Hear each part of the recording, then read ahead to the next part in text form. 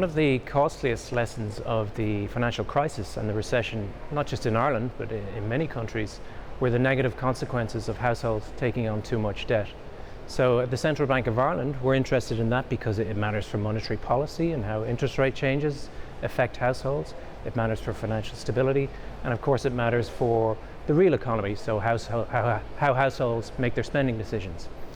We've done a study where we use a new data set that comes from the ECB to analyse indebtedness patterns across age groups in Ireland, the UK, the US and the Euro area. So we have a number of key or interesting results from that work. So first of all, we look at three specific age groups. So we look at under 35s, 35 to 50-year-olds and above 50-year-olds.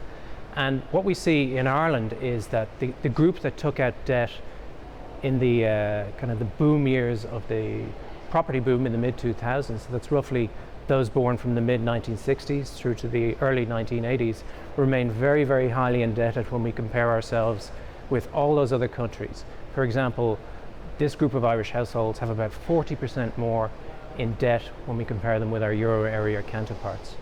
The composition is really different as well. We see a much higher concentration of Irish household debt in property debt, whereas in the US and the UK, for example, there's much more debt related to education or consumer debt such as credit cards. The other big difference in Ireland that we don't see, say, in other Euro area countries is Irish borrowers are much more likely to have variable interest rate mortgages. For example, over 80% of Irish borrowers have a variable rate mortgage which changes with ECB rates. In the rest of Europe, it's more than 2/3 have fixed rate mortgages. And when we consider how the debt burden changes over time, changes in interest rates are obviously very important.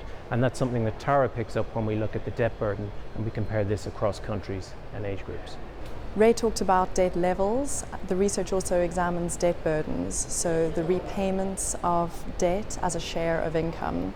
When we examine this for Ireland in comparison to the three other areas of interest, we see that Irish households' debt burdens are actually much more in line with European, US and UK counterparts.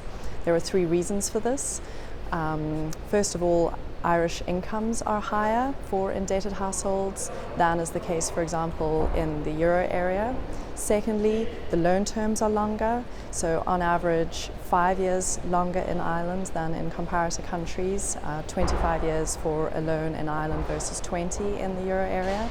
And thirdly, interest rates on mortgages in Ireland are lower currently than in the Euro area when the data was gathered in 2013.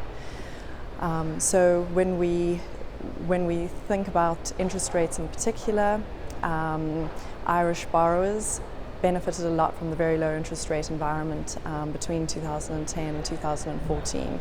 200,000 households in Ireland have tracker mortgages, and they benefited from a 10% disposable income boost from the low interest rate environment over that time period. When we look to the future, and specifically interest rates, they are currently zero and so will go up in the future. The variable rate mortgages that Irish households have mean that these will be passed through and interest rate payments will increase. So for example, if interest rates were to increase by 2%, the average repayment would increase from €750 a month to approximately €925 a month, putting extra burden on these households to service this debt. On the other hand, however, incomes have increased and will probably continue to increase. So they have increased by approximately 2 or 3% since 2013 and will continue to do so. Interest rates are also not likely to go up rapidly. They'll go up over a period of time, which will allow households time to adjust to the new burdens, and asset prices are also increasing.